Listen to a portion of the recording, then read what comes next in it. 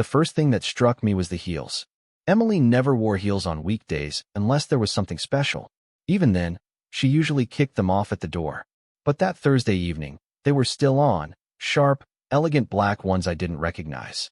Her makeup was still fresh too. Red lipstick, smoky eyes. Not smudged or faded from a long day at the office. Her phone was face down on the counter, which wasn't like her either. "Babe," she said, practically bouncing through the door, keys jingling in her hand. "You won't believe this." I smiled automatically, but something in me paused. She looked electric. Buzzing. Lit from the inside. And not in the "oh, I nailed a presentation" way. No, this was something else. More intimate. More charged. "I got promoted," she said, walking right up to me and throwing her arms around my neck. "To what?"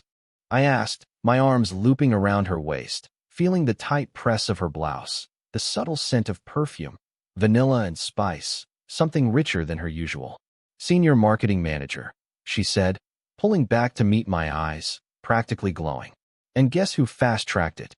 A grin. Victor Hale. There it was. A name I'd heard maybe once or twice. Regional director, rarely in the office. Supposedly some big player from the Chicago branch. "That's incredible," I said. "Congratulations." And I meant it. At least I thought I did. But as we stood there, her smile fixed and radiant, I caught a flicker behind her eyes, something unreadable, maybe even hesitant. I looked down at her hands. Her nails were done too.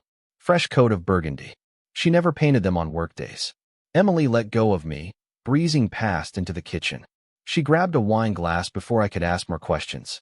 "He pushed it through, just like that," she continued, pouring the red too quickly, a few drops slipping down the side of the bottle. "Said I've been underutilized for months and the board needed someone with my energy." I opened the fridge. "You eat yet?" "Snacked at the office. Victor took me and a few others out for drinks to celebrate." "After work?" "Yeah, just a few drinks." She was talking fast, too fast. But more than that, it was the way she kept looking at her phone without turning it over.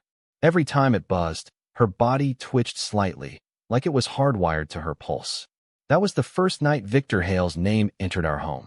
I didn't think anything of it then, just another executive with too much influence and a glass office with no real walls.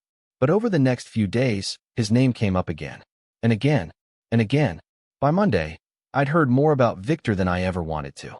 Apparently, he wanted to loop Emily in on a new campaign strategy for the East Coast clients. Tuesday night, she got home at 9:30. She said they'd gone 4 strategy drinks.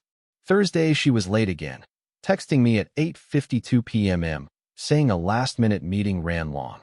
When she got home, her blouse was unbuttoned lower than usual, her laugh a little too sharp when I asked what they'd discussed.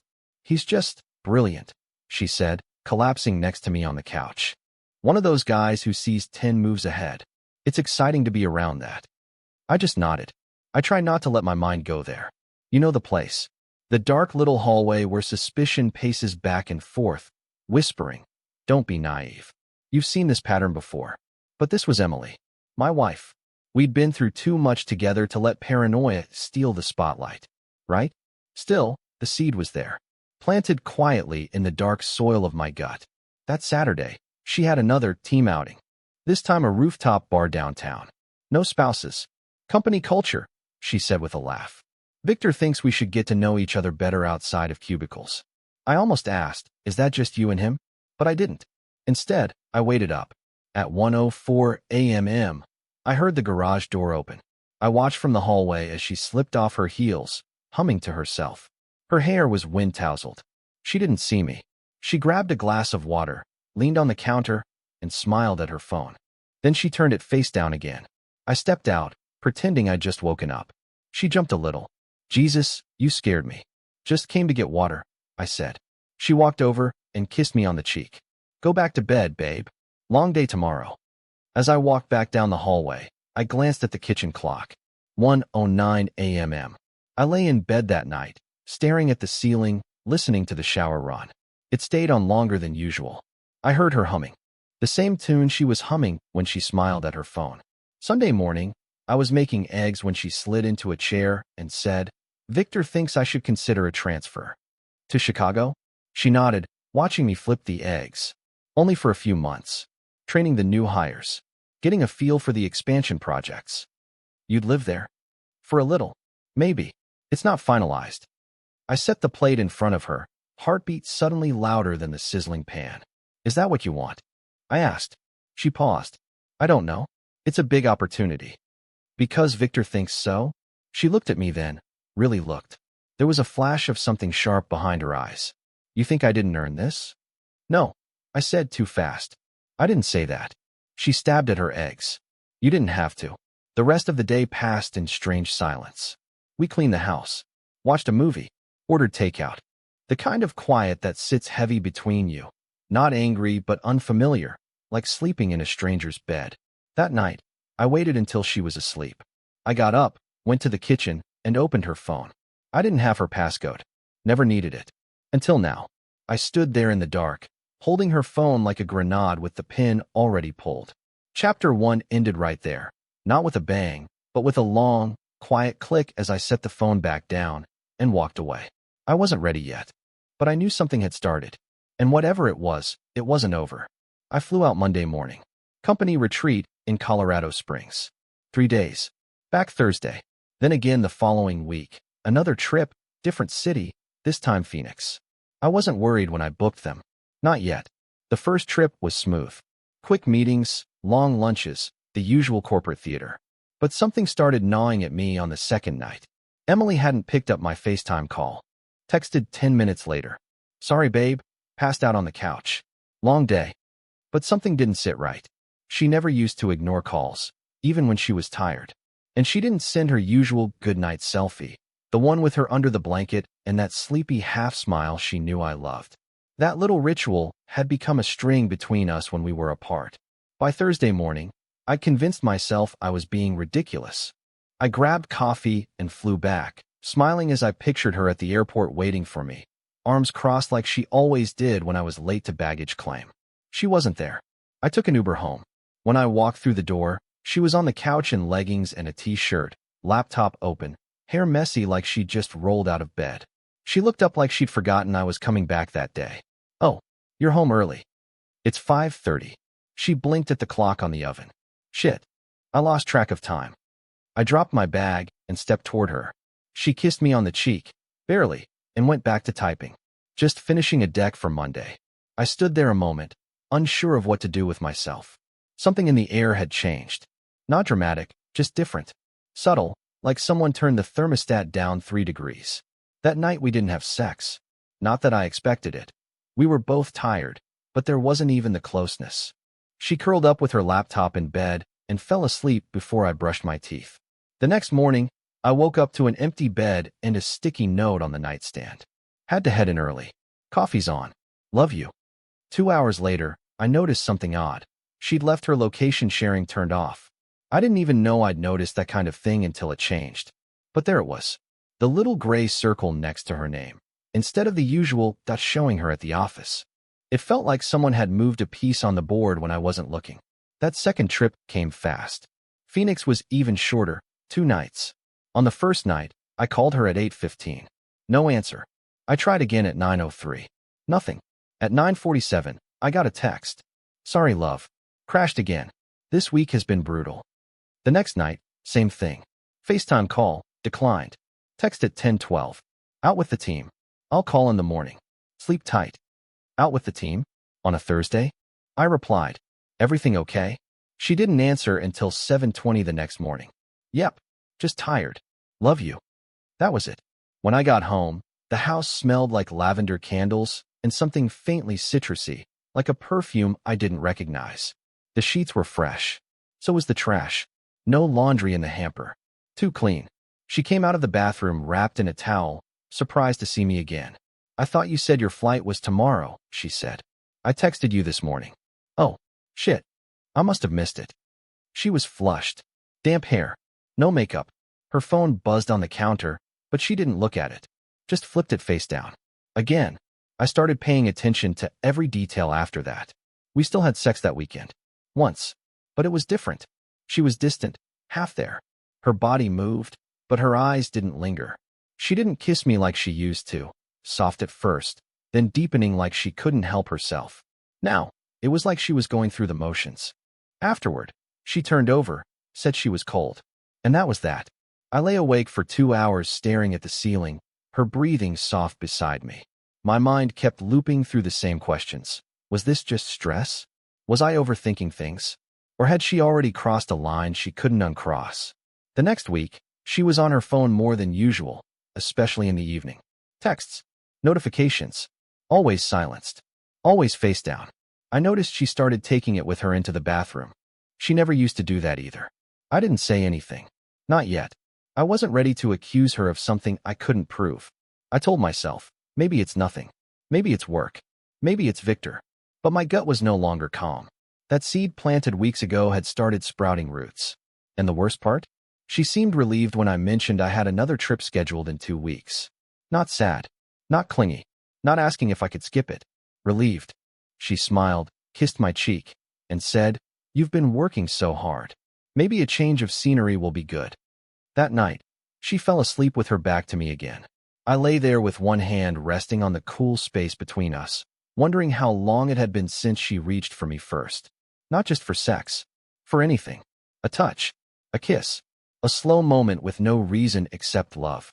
It felt like I was sharing a bed with a ghost of the woman I married. And somehow, I already knew. The week I'd be gone next, that was the week she'd get pregnant. Even if I didn't know it yet. She told me on a Tuesday. Not first thing in the morning like you'd expect. Not with balloons or a test waved in my face or tears of joy. No build-up. No ceremony. Just a quiet moment that hit like a slow-motion collision. I was at the sink, rinsing out a mug before heading to work, when she cleared her throat behind me. "Hey," Emily said. Soft. Careful. I turned. She was standing near the doorway, arms wrapped around herself, not smiling. Her eyes were glassy, like she'd been holding something in for too long. "What's wrong?" I asked. She shook her head quickly. "Nothing. I mean, everything. I don't know." That should have been my first warning. Pregnant women on TV always looked happy or terrified or both. Emily looked tense, like she was bracing for impact. "I'm pregnant," she said. The words landed, but they didn't echo. They didn't bloom or sparkle or rearrange my future in a sudden rush of emotion. They just sat there between us, heavy and wrong. "Oh," I said. That was it. Just oh. Her shoulders sagged a little, like she'd been expecting something else. "You're not excited?" "I am," I said automatically. Too fast. Wow, that's a lot." She nodded, biting her lip. "I know. I'm still in shock too. I mean, we weren't trying. I didn't even think it was possible right now." I watched her closely as she spoke. The way she avoided my eyes. The way she kept talking, filling the silence before I could ask anything. "I thought I was just stressed," she continued. "Late nights, travel, the promotion. You know how my cycle's been weird before. But then I missed another period and took a test, and," her voice broke. "I took 3 more just to be sure." I stepped forward and pulled her into a hug. She pressed her face into my chest and exhaled shakily. Inside, something in me had gone perfectly still. My mind had already started counting. I didn't say anything that morning. I told her congratulations, kissed her forehead, held her while she cried. I went to work like normal, but the math wouldn't stop. 6 to 7 weeks pregnant. That's what she said later, after Googling symptoms and timelines. 6 to 7 weeks meant conception somewhere in a window I remembered with painful clarity. Because I wasn't home. I was in a hotel room in Phoenix, watching bad cable, eating takeout, falling asleep alone. I remembered the exact week because I joked with a coworker about how my wife and I hadn't had sex in almost 10 days. Too busy, too tired, too out of sync. I remembered texting Emily goodnight from that room. Remembered her reply coming late. Remembered thinking she sounded distant. Now the dates lined up too cleanly. Too cleanly. That night, she sat me down on the couch like she needed to manage my reaction. "I know this is sudden," she said, hands clasped tightly in her lap. "But I want you to know, I want this. I want us to be happy about this." I nodded slowly. "Of course." She leaned closer, searching my face. "You believe me, right? That this was just unexpected?" "Yes," I said. It wasn't a lie. Not exactly. I believed it was unexpected for me. She started talking again, fast and breathless. About doctor's appointments. About vitamins. About how she didn't want to wait to tell people. "I think we should tell my parents soon," she said. "And your sister. And maybe post something small online." "Already?" I asked. She flinched. Why not? People will find out eventually. I just thought maybe we'd wait until the first appointment, I said carefully. You know, hear a heartbeat first. Her jaw tightened. I don't want to wait. The urgency in her voice was unmistakable now. She needed this to be real. Public. Locked in. Like once the world accepted it, no one could question how it started. Over the next week, she kept pressing. Can we tell your mom this weekend? Should we order one of those little onesies for the announcement photo? Victor said the company has great parental leave benefits, by the way. Victor. I didn't react, but my stomach dropped. She hadn't said his name around me in days. Now it slipped out casually, like it belonged in the conversation. That's good, I said. She smiled at her phone immediately after, typing something quickly before turning the screen off. Face down. Always face down. We didn't have sex after the announcement. Not once. She said she was nauseous, exhausted, emotional, all valid reasons. But she also stopped touching me entirely. No lingering kisses. No hands wandering absent-mindedly. No desire. Yet she still dressed nicely. Still wore makeup to work.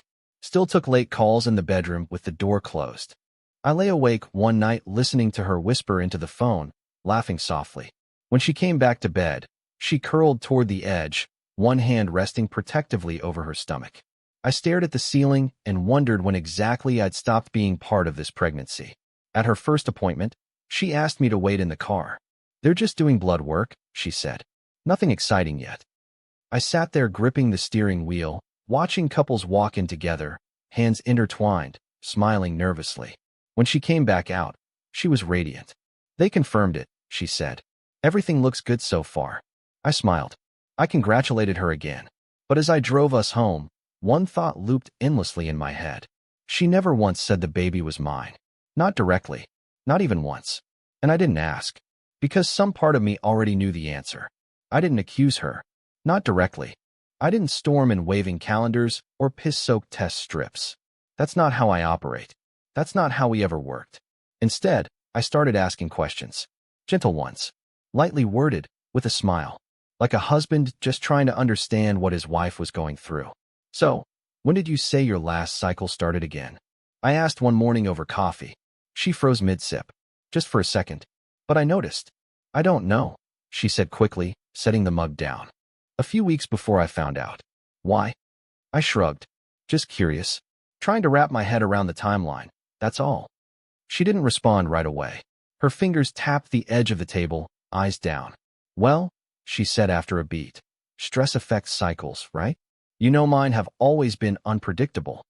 Yeah, just trying to figure out when I trailed off. We what? You know, last had time together. She gave me a long look. You think I'm lying? I raised my palms. No, not at all. But she was already defensive. The air had shifted. Her body language tightened. She looked at me like I'd just accused her of something far worse. Then she changed the subject. Hard. Can you call your sister about next weekend? She keeps texting me baby name ideas. It's sweet, but it's getting a little much. I nodded, letting it go. For now. But that moment stayed with me. Her reaction too sharp, too fast. That wasn't guiltless defensiveness. That was panic wearing a smile. The next week, I tried again. This time while folding laundry. You told me you took the test. What, 6 weeks in? Something like that, yeah. But that would mean conception was around the week I was in Phoenix, right? Her hand froze halfway into the drawer. Then she turned around slowly. Jesus, Daniel. I'm not accusing you, I said, raising my hands again. Just trying to understand. The math's a little fuzzy. Her voice sharpened. Do you know how many variables go into this kind of thing? Ovulation windows? Sperm survival times? Implantation delays? Sure, I said. It's just, I remember that week. We hadn't been together for a while. She closed the drawer harder than necessary. So what? You're asking if it's yours. I didn't say that. You didn't have to. There it was again, urgency. Not just to defend herself, but to control the story. To speed everything along before I could keep poking holes in it. I backed off. But something about her tone that day stuck with me. It wasn't just anxiety. It was strategy. Victor's name didn't come up much after that. Almost like she realized the pattern and started scrubbing him from the narrative. But the absence was just as loud. I'd mentioned something harmless. How's work? Or did you finish that presentation you mentioned? And she'd give vague, rehearsed answers. One night over dinner, I casually asked, "Still working closely with Victor?" She didn't look up from her plate. "He's been busy," she said. "I'm mostly handling things myself now." "Really? You were on the phone with him last night, weren't you?" She paused, fork halfway to her mouth. "That wasn't him." "Right." Another pause. Then she set her fork down, eyes flashing. "Are we seriously doing this now?" "I'm not doing anything," I said evenly. "Just asking questions. Like a detective. Like a husband." That ended dinner. After that night, she changed tactics. She stopped engaging. Whenever a question veered too close to dates or names or where she was when, she'd stonewall. Or worse, she'd smile sweetly and pivot the conversation. "You're being paranoid, babe. This is supposed to be a happy time. I just want to make sure everything lines up. You don't trust me? I want to." There was always silence after that. Long, cold silences that didn't break until one of us pretended it never happened. Then came the pressure.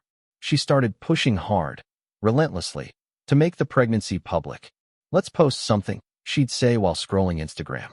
Even just a tiny thing. A photo of the test, or the onesie. I thought we were waiting for the first ultrasound. "I'm already showing a little.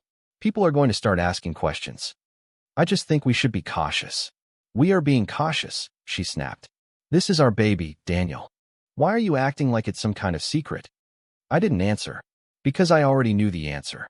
It was a secret, or at least part of it was, and it was eating her alive. One night, after she'd gone to sleep, I sat alone on the couch and opened the calendar app on my phone.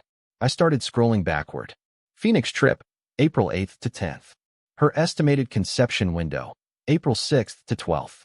We hadn't had sex since the week before. Not even close. I looked through our texts during that week. Her replies were delayed, short. One night, she didn't respond at all until morning. I pulled up the security camera logs from our doorbell app. Motion detected, 11:22 p.m. Thursday night. Her silhouette entering the house, heels in hand. I stared at the video for a long time. Zoomed in. Replayed it. Memorized the curve of her figure, the way she slipped inside quietly, like she didn't want to wake anyone. She'd never mentioned going out that night. The next morning, I asked again. Lightly.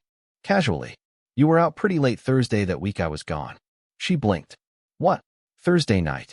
I saw a motion alert come through." "Oh," she said quickly. "Yeah. Drinks with a few coworkers. Last-minute thing." "Victor." She hesitated, then nodded. "And a few others. Wasn't in your texts." I didn't think it was important. Right. Not important. By week 10, her urgency hit a fever pitch. "We need to tell people," she said one night while brushing her hair in the mirror. "This baby's already real. The longer we wait, the weirder it gets." "What's the rush?" She turned to me, eyes blazing.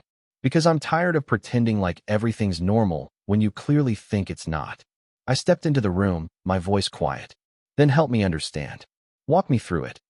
"I already did," she snapped. "Emily." "No, I'm not doing this. I'm not going to sit here and justify my body to my own husband." And just like that, she turned off the light and walked past me into the dark. The next morning, she posted a picture of a pair of baby shoes on her private Instagram account. No tags. No mention of me. Just a caption. "Coming this winter, baby bottle #blessed." I stared at it for a long time. She never even told me she was going to post it.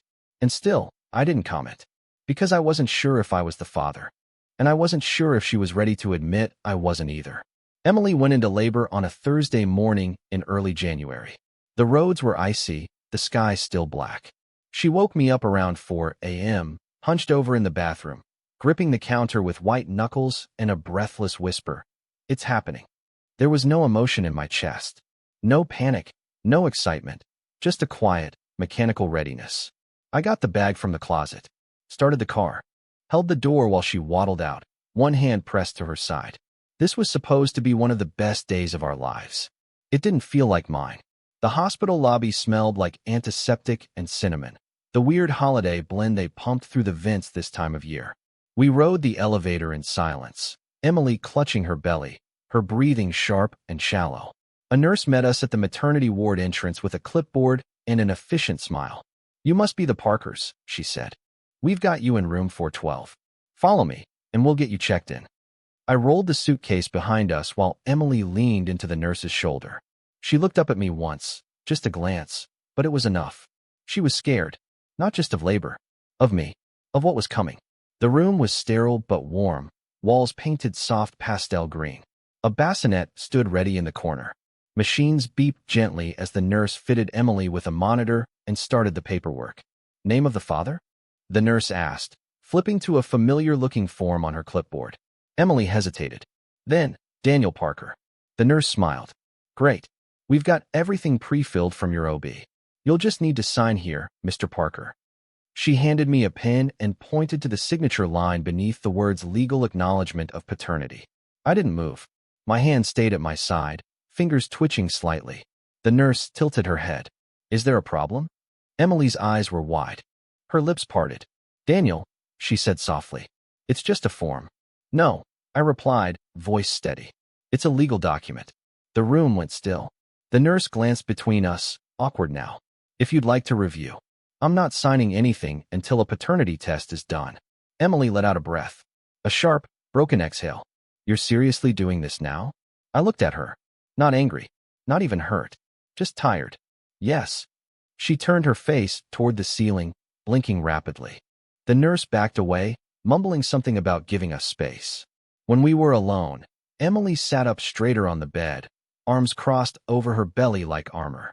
I thought we were past this. You never denied it, I said quietly. You just kept pushing forward. Posting. Planning.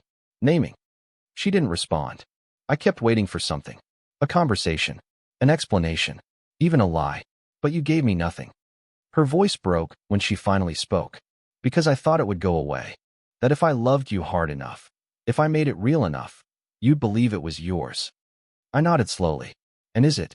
She looked down at her stomach, then away. I don't know, she whispered. That hurt more than a yes or no ever could. A nurse returned 20 minutes later with a new form. No signature line this time. Just a checkbox for paternity pending and a blank field for DNA test requested. Emily didn't say a word as I filled it out. Her contractions started getting sharper then. More frequent. Within an hour, she was fully dilated and screaming. I stayed beside her the whole time. Held her hand. Mopped sweat from her forehead. Told her to breathe. I didn't do it for her. I did it for the baby. Because whatever came next, that child had done nothing wrong. At 1:47 p.m., the room was filled with new cries. A boy. Tiny. Pink. Swaddled and handed over with all the reverence of a holy relic. Emily sobbed when she held him. I watched from the chair in the corner, hands on my knees, heart silent.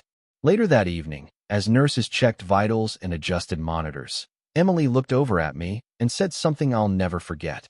This isn't how it was supposed to happen. Not, I didn't cheat. Not, he's yours. Just that. I said nothing. Because it was the only thing we agreed on. The hospital let me stay that night. One of those tiny fold-out beds by the window. I didn't sleep. I listened to every movement she made. Every rustle. Every soft coo she offered the baby. But she never once said my name. Not once. The next morning, I asked about the paternity test. The nurse told me it had been ordered and that it would be ready in a few days. I nodded. I kissed the baby on the forehead. Just once. Then I packed my bag and walked out of that hospital room, past the warm lights and the smell of clean linen and cinnamon. Emily didn't stop me.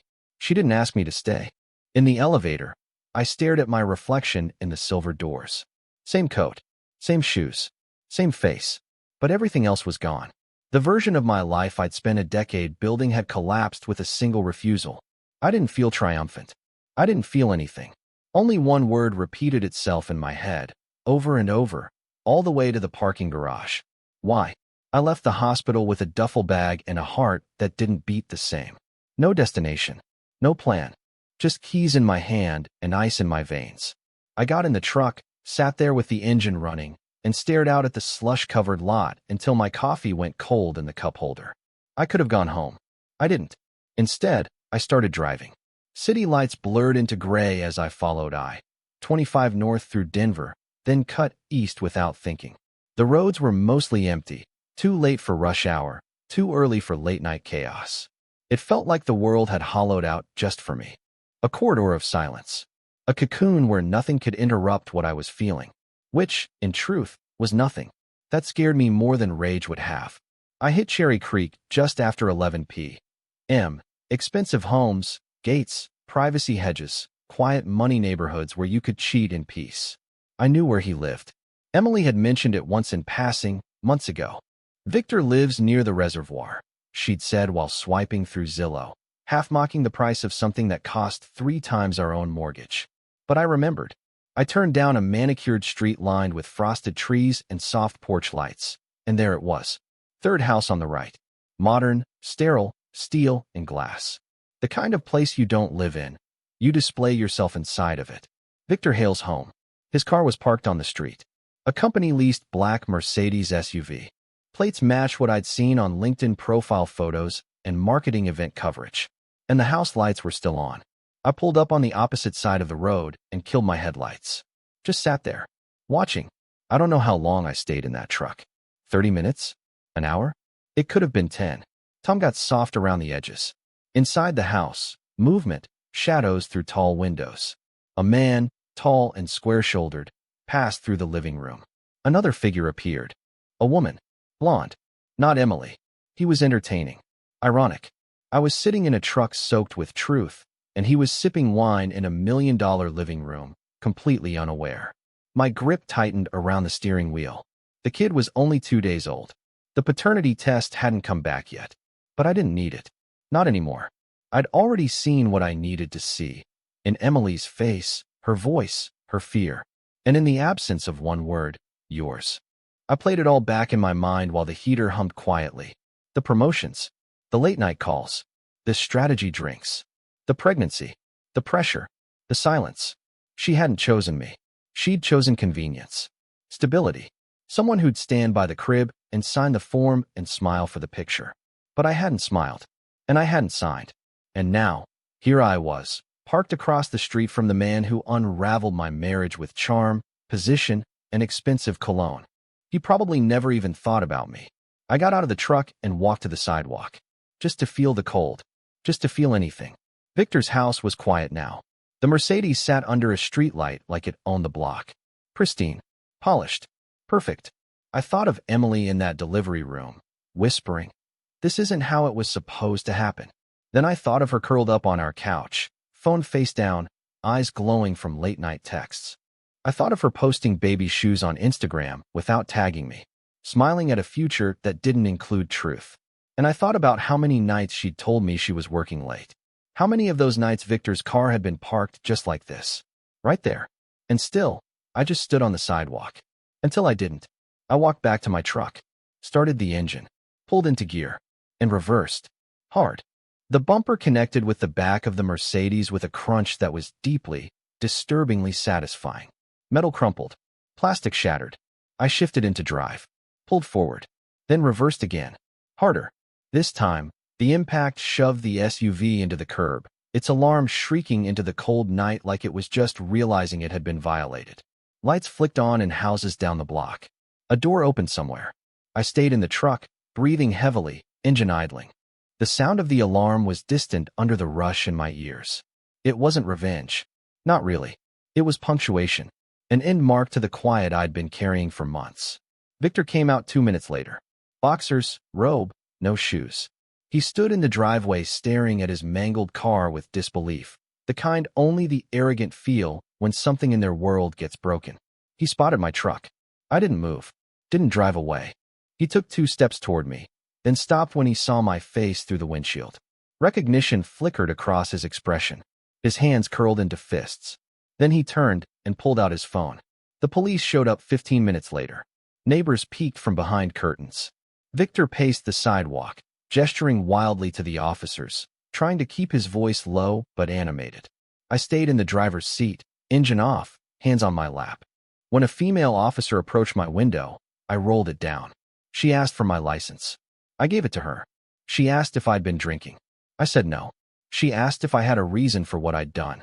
I looked past her, toward the house, toward the man now hiding behind his title, clutching his bathrobe like it was armor. Then I said calmly, I didn't want to hit the car. Pause. I wanted to stop pretending. They didn't cuff me, just told me to wait. Eventually, Victor walked over, red-faced, trying to play the big man. You're lucky I don't press charges, he spat. I didn't respond. He leaned down toward the window. You think this makes you look strong? You're pathetic. I smiled. Just barely. Guess you won't be driving to the next strategy session, huh? His jaw tightened. The officer pulled him back. I was told I'd be contacted in the morning. Insurance would be notified. And the company who leased the Mercedes. As I pulled away, slowly this time, I didn't feel like a man who'd just won something. But I didn't feel small anymore either. Something had broken open. Not just the car, but the silence. And now? Now it was Victor's turn to explain. The timestamp would matter later. 2:14 a.m. That was when the first alarm log hit the neighborhood security feed. When a balcony camera across the street captured the sound before the image. When the story stopped being private. I didn't know any of that yet. I was still sitting in the truck, engine off, hands shaking just enough to notice. The Mercedes alarm screamed into the night, a shrill, looping cry that echoed off the glass fronts of houses built to keep noise out. Lights snapped on one by one. Curtains shifted. Somewhere above me, a phone camera began recording. I didn't leave. That was the strangest part. Every instinct said drive, disappear before consequences arrived, but my body didn't listen. I stayed in the driver's seat like I'd been bolted there, watching the crumpled rear end of Victor Hale's car leak fluids onto pristine pavement. The street smelled like burned rubber and cold metal. My breath fogged the windshield. A door slammed. Victor burst out of the house again, this time fully awake and fully furious. He didn't approach the car right away. He stood there, chest rising and falling, hands in fists, staring at the damage like it was an insult carved into his identity. Then he looked at me. The recognition was instant. Not confusion, not surprise. Recognition. You, he said, though I couldn't hear it through the glass. I read it on his lips. He took a step forward. Then another. Rage flickered across his face, but something else followed close behind it. Calculation. The kind men like him mastered early. He stopped short of my truck. Pulled out his phone. The sirens came fast. This neighborhood didn't wait. Red and blue washed over the street, over the house, over Victor's face as officers spilled out of 2 patrol cars. The alarm was silenced. The street filled with low voices and clipped instructions. I stayed exactly where I was. An officer approached my door cautiously, hand resting near her holster. I rolled down the window slowly, palms visible. Sir, turn off the engine and step out of the vehicle. I already did, I said. Both. She paused, surprised by the calm. I stepped out into the cold, hands raised. The pavement was slick beneath my shoes. My legs felt distant, like they belonged to someone else. Another officer moved toward Victor, who was already mid-sentence, gesturing at his car like it was a wounded limb. That man intentionally rammed my vehicle, Victor said sharply. Twice. I want this documented. It will be, the officer replied. We need you to step back. Victor didn't like being told to step back. He glanced at me again, eyes narrowing, then smoothed his expression. We know each other, he added casually. Work-related. The officer looked between us. Is that true? I nodded once. Yes. Can you explain why you targeted his vehicle? I took a breath. No. The officer studied me. You're not denying it happened. No. But you're not offering a motive. Correct. They separated us after that. Victor paced near his driveway, phone pressed to his ear now, voice low but furious. I heard fragments. Insurance, company car, this will be handled. Handled. I sat on the curb while an officer took my statement. She asked about alcohol, about prior incidents, about whether there had been threats. No, I said to each. She wrote it all down. At some point, a neighbor leaned over a balcony with a phone held out in front of her. I caught the lens glinting in the lights. Someone else was filming from across the street. This wasn't going away. Why didn't you leave? The officer finally asked. I looked at her. Because I wasn't trying to get away with anything. She nodded slowly, like she understood more than she was allowed to say. At 2:41 a.m., another patrol car arrived. The damage was photographed. Measurements taken. The impact points logged. Everything precise. Everything permanent. Victor tried one last time to assert control. You know this is a company vehicle, he said loudly. This isn't just personal. I met his eyes for the first time. I know. That's when something shifted in his expression. Not fear. Concern. They didn't arrest me that night. They cited me for reckless property damage and told me I'd be contacted. Insurance would be involved. Statements would be reviewed. The usual process. As they handed back my license, the officer said quietly, You might want to get a lawyer. I probably will. Victor scoffed behind her. You'll need more than that. I didn't respond. Because for the first time since the hospital, I felt steady. I drove away slowly, the street shrinking behind me in the mirror. The house, the cameras, the witnesses, the wrecked car. The truth doesn't always arrive politely. Sometimes it announces itself with metal and noise and a timestamp that can't be erased. 2:14 a.m. That was the moment everything became public. And there was no version of this where Victor Hale could pretend he didn't know why. The morning after the crash, I woke up in my own bed. Not the couch, not a cell, just my bed, still half-made from when I'd last rushed out of the house, still carrying the faint scent of Emily's perfume, even though she hadn't been home in 3 days. I hadn't slept long. 2 hours, maybe 3. But it was enough to replay everything in my head 1,000 times. The crunch of the bumper, the screaming alarm. Victor's face lit up in sirens. The neighbors peeking from behind curtains. The camera above the balcony. That last one mattered more than I realized. Because by 10 a.m., my phone lit up with a blocked number.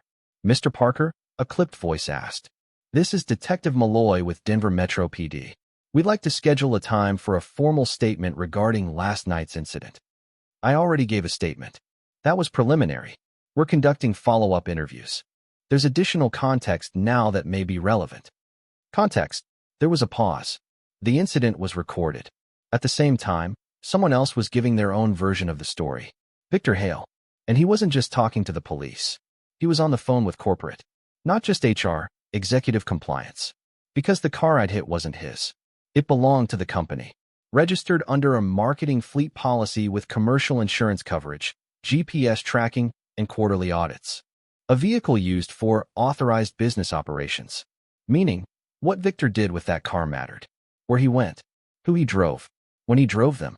And suddenly, what had been a quiet domestic incident became a liability report. I learned most of this not from Emily, but from a friend. Mark, a co-worker of mine, had once worked on the same regional team under Victor. He called me mid-afternoon after catching wind of the security footage. Tell me it's not true, Mark said. I don't know what you've heard. You rammed Victor's Mercedes in Cherry Creek. That's what I've heard. Pause. I did. Silence. Then, Jesus Christ, man. Why? I said nothing. And Mark, to his credit, didn't press. Instead, he told me what I didn't know. Victor had been under quiet scrutiny for a few months.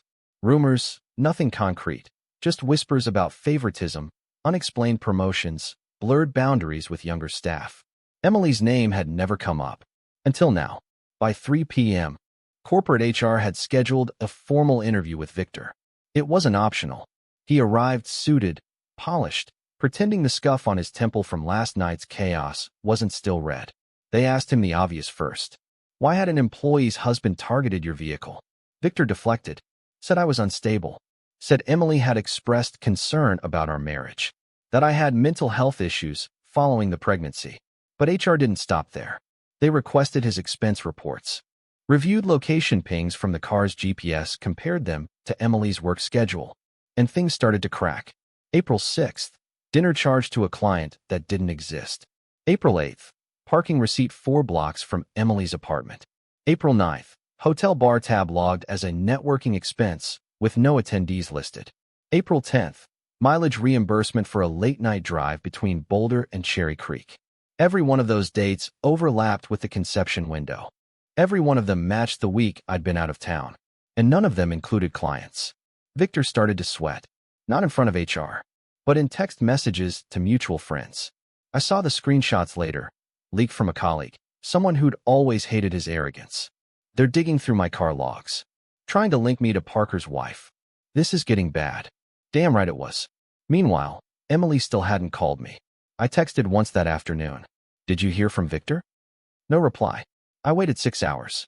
Called. Straight to voicemail. She was silent, the way guilty people often are when the narrative slips out of their hands. The way people get quiet when they realize truth is faster than damage control. That night, the detective called again. We've concluded our preliminary investigation, he said. We won't be pursuing criminal charges. Restitution will be handled civilly. Because of the camera footage? In part, he admitted. But also because of context provided by your employer. You talked to them? Not directly, he said. But when a company asset is involved, especially a vehicle leased for authorized business, it triggers a compliance review. And they found irregularities. He didn't elaborate. He didn't have to. I thanked him, hung up, then sat in the dark living room of the house I no longer recognized. Later that evening, I logged into our shared cloud storage account. Emily hadn't changed the password. I found a folder she probably forgot was synced, screenshots of calendar invites, travel confirmations, receipts for team dinners. One stood out. April 9th, 9:47 p.m. Calendar invite. Victor, post-strategy debrief wineglass. Location, the Halcyon Hotel, room 421. Same night I called, and she didn't answer. Same night I got a text hours later saying she'd fallen asleep early. I didn't need a recording. I didn't need a confession. I had receipts. By the time the sun rose on the next day, the storm was no longer mine alone. It had reached the office. The compliance department flagged Victor's vehicle usage, flagged his expenses, flagged him. The car wasn't the story. The timestamps were, because they matched Emily's over and over again with almost surgical precision. He hadn't just slept with a married employee's wife. He'd weaponized the company to do it. And now, it was documented, signed, filed, time-stamped. Corporate silence is never real silence. It's more like a vacuum, clean, careful, and temporary. The kind that comes just before something implodes. By Monday morning, it was gone. The crash, the timestamp, the footage, everything had reached the higher floors of the office tower where Victor Hale used to walk like he owned the air. His name wasn't just being spoken now. It was being processed. I didn't know the exact timeline at first, but I didn't have to. When corporate HR starts asking questions, word spreads fast, especially when they call you in by first name. And that's what happened to Victor. No calendar invite. No, please see us at your earliest convenience. Just Victor now. It started in a glass-walled conference room, neutral tones, frosted partitions, 3 people with notepads, and controlled expressions. He went in alone. He left 34 minutes later, pale. They asked about the crash. He called it a personal issue and downplayed the connection. They asked again, why would a married employee's husband intentionally target your company-issued vehicle outside your residence? Victor said I was unstable, that Emily and I had marital issues unrelated to him. Then they showed him the mileage logs, the GPS data, the receipts, the dates, and asked, why does your travel overlap so consistently with this employee's schedule? Victor stalled. He said he mentored a lot of junior employees. He said he was just supporting Emily through a stressful time. They asked about April. He said she was going through her promotion process. They asked about the hotel. He stopped answering. Meanwhile, I kept my head down at work. Not out of fear, but because I didn't need to say anything. The truth was moving on its own now. I could feel the shift in the air when I walked past teams who used to greet me with casual nods. Now, they looked up too quickly, paused their conversations, lingered in silence until I was out of earshot.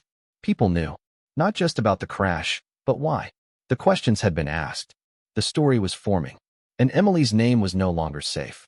Mark, my coworker turned insider, kept me updated in hushed texts. They're reviewing everyone's expense reports now, not just Victor's. They're pulling calendar data, cross-referencing travel. 3 other people came forward. Said Victor blurred lines, pushed boundaries. But it was Emily's schedule that set off alarms. Victor's late-night dinners had no clients. His hotel bills had no room numbers assigned to anyone but himself. Emily's access badge had been scanned at those same hotels. Same nights. Not once. Not twice. But 5 times across a 3-month period. None of it was in HR's records. None of it was cleared. All of it pointed to one thing. Abuse of power. Emily, for her part, still hadn't contacted me. Not directly. But she updated her social media again. Another baby photo. A soft focus close-up of his feet, wrapped in a hospital blanket. Caption. Our little miracle. Worth every step of the journey. No tag. No mention of me. I stared at it for a long time before opening the comments. 28 likes. Dozens of congrats. One distant friend asking, where's Dad? She didn't answer. Because she couldn't. Not without opening a wound the algorithm couldn't explain. Back at the office, HR kept digging. The deeper they went, the more they found. Victor's travel logs didn't match his project timelines. His client dinners were padded with names that didn't exist. One even included a former client who'd passed away 2 years ago. He'd been using the system like it was a smokescreen. And for a while, it had worked. Until I hit his car. Until someone asked why. I was called in 3 days later. Not to be disciplined, but to offer my own statement. A compliance officer named Julianne met me in a small office I'd never seen before. No windows. Just beige walls and a whiteboard with the word integrity scribbled across the top in blue marker. "We're not here to evaluate your actions," she said carefully. "This is about corporate misuse and patterns of behavior that may have affected multiple employees." "I assume you mean Victor," I said. She gave the faintest nod. "Did your wife ever mention feeling pressured by him?" I paused. That word, pressured. It didn't quite fit. "Not exactly." "No," I said. She admired him. At first. Called him brilliant. Said he pushed for her promotion personally. Julian made a note. She started working longer hours after that. Late meetings. Strategy sessions. Half of them after 9 p.m. Did she ever express discomfort? No. But she stopped talking about him. Completely. Like she realized saying his name out loud connected dots she wasn't ready to admit. More notes. Then, would you say your wife's professional trajectory changed after she began working closely with Victor? Yes, I said. Rapidly. And the pregnancy? I looked up. What about it? It's relevant to our timeline. I breathed in slowly. I wasn't home during the conception window. She told me about the baby 2 weeks later. I had already started counting. Julian looked up at me then. And this time, she didn't write anything. She just said, "We'll be in touch." Victor didn't show up the next day. Rumor was he was put on temporary leave pending further review. Emily's team received a memo from HR advising them to redirect all questions and project updates to a new acting regional director. They didn't name him, but they didn't have to. Victor was already gone. That night, I stood outside our empty nursery. Paint cans still in the corner. A mobile still in its box. A changing table half assembled with one drawer missing. The silence was unbearable, but I didn't fill it. Because the noise I needed wasn't mine to make anymore. It belonged to the paper trail, the reports, the schedules, the truths that took months to assemble, but only seconds to align. Victor's downfall wasn't an accident. It was a reaction, one measured not in anger, but in facts. Victor Hale's name disappeared from the company directory exactly 47 days after I crashed into his Mercedes. No announcement, no farewell email. Just gone. Like someone had pulled a plug and let him drain out of the system. I found out the same way everyone else did. An internal reorganization memo listing leadership restructuring in the Regional Development Division. Buried 3 paragraphs down was the key phrase. Effective immediately, Mr. Victor Hale is no longer with the company. No thank you. No recognition of service. Just that sterile phrasing companies use when they want something to vanish without legacy. Everyone knew why. Nobody said it. But in the following weeks, the walls talked louder than any official statement could. I watched it unfold from a distance. Quiet. Detached. I'd already removed myself from the office grapevine, but Mark kept feeding me pieces. He cleaned out his office after hours. Security walked him out. HR locked down all his expense accounts. There's an internal audit report coming. Full breakdown of travel, reimbursements, inappropriate conduct. Victor didn't go down over the affair. That would have been too simple. He went down because he left evidence in his wake. Receipts, approvals, fabricated client names on wine-stained dinners, room service bills signed during off-site team planning. That never happened. And then there was Emily. Her name never made the official reports. But she didn't have to be mentioned.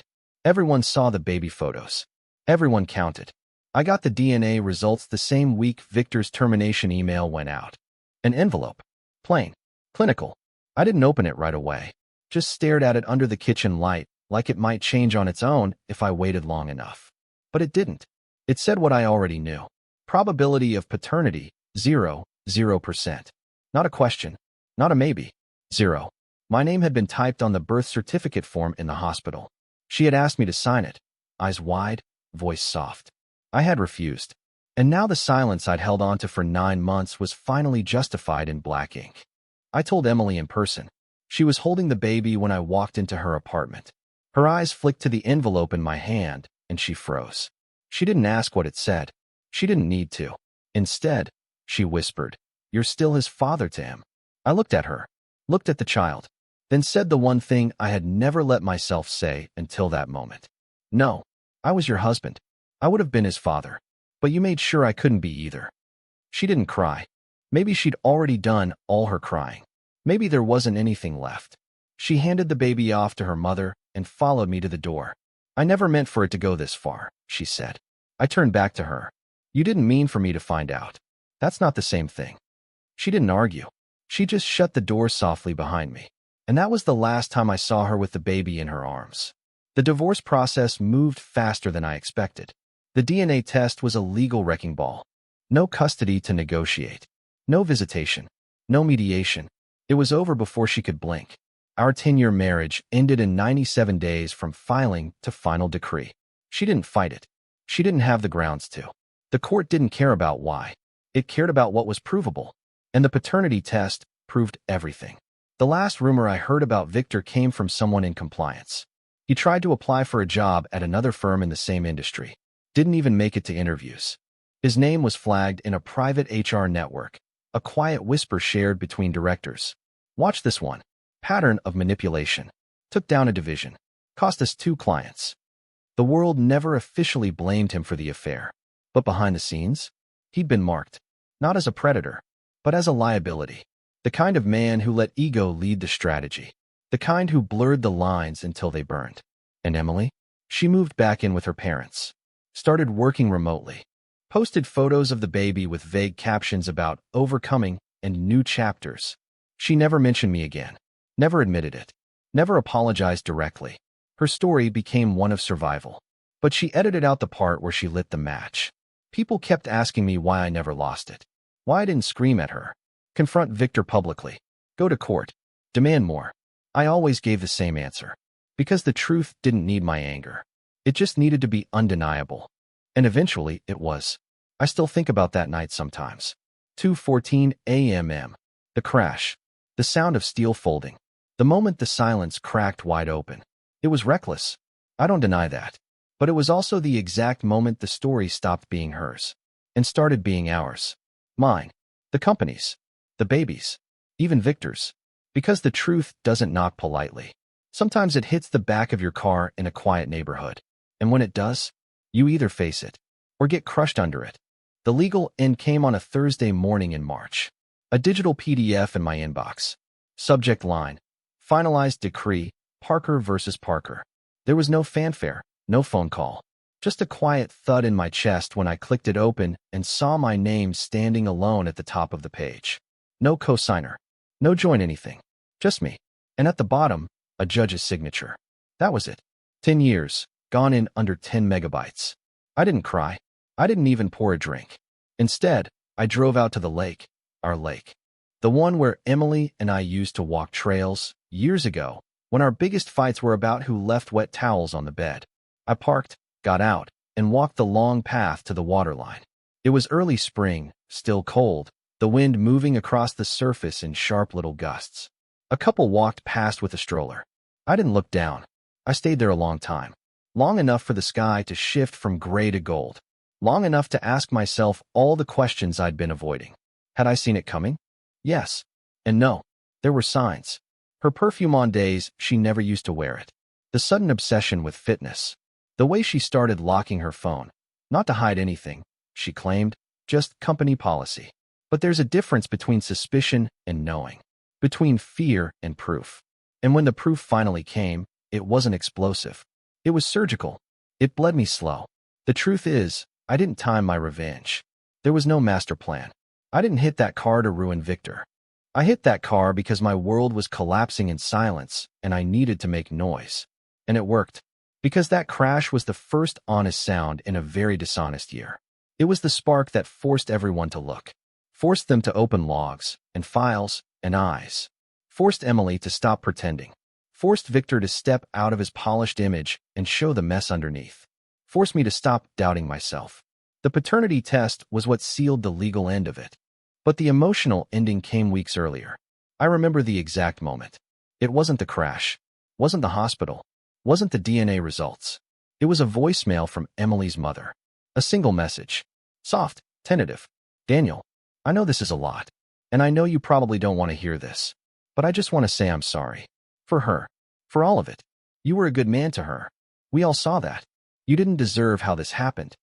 That was the moment. Because I'd been carrying this narrative alone for so long, questioning, unraveling, hurting, and suddenly someone saw it, acknowledged it, confirmed it wasn't in my head. That mattered more than any court document ever could. Victor, last I heard, took a job consulting. Freelance. Short-term contracts under an LLC he created to look legitimate. No team. No benefits. His reputation followed him like a shadow. No one calls him director anymore. He's just a LinkedIn profile with a fading smile and a resume that skips 2024. His silence now is thicker than mine ever was. Emily, meanwhile, stayed in the city. Still working remotely. Still posting filtered baby photos with captions like, "This little boy saved my life." But the comment sections are quieter now. She doesn't tag locations, doesn't tag people, and never once mentions the father. Because she can't. As for me, I moved. New apartment. Closer to the city, smaller, but quieter.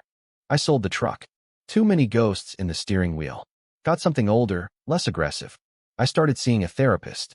Not to fix anything, but to unpack the things I never said aloud. The questions I never asked. The anger that never fully ignited but sat inside me like embers. And I started writing. Not stories like this, at first. Just notes. Fragments. What I wish I'd said in the hospital. What I wish I'd asked the night she came home with her makeup still on. What I wish I could say to that baby, years from now, if he ever finds out the truth and wants to know who I was. I've learned something strange about betrayal. It doesn't always show up in screaming matches or lipstick stains. Sometimes it comes in gentle touches. Empty words. A closed phone face down on the table while you're cooking dinner. It doesn't always feel like a bomb. Sometimes it feels like drowning, slow and quiet, while everyone around you comments on how calm the water looks. And sometimes it takes a crash, literal or otherwise, to bring you back to the surface. People ask if I regret it. The crash. The refusal to sign the birth certificate. Walking away. And I say no. Because if I had stayed, had signed, had raised that child as mine, I would have been living a lie every single day. Smiling at a boy whose blood didn't match mine. Holding Emily while she thanked me for being understanding. Knowing full well I'd swallowed my pain so she could keep her story intact. I wouldn't have been a father. I would have been a prop. And that child, he deserves more than that. We all do. Now, when I walk by strollers in the park or hear babies crying in coffee shops, I don't flinch. I don't hate what happened. I don't envy what I lost. Because it wasn't mine. Not really. It was a version of my life I wanted so badly. I ignored the cracks forming in the foundation. But now I know better. In the end, I didn't time my revenge. I didn't even want revenge.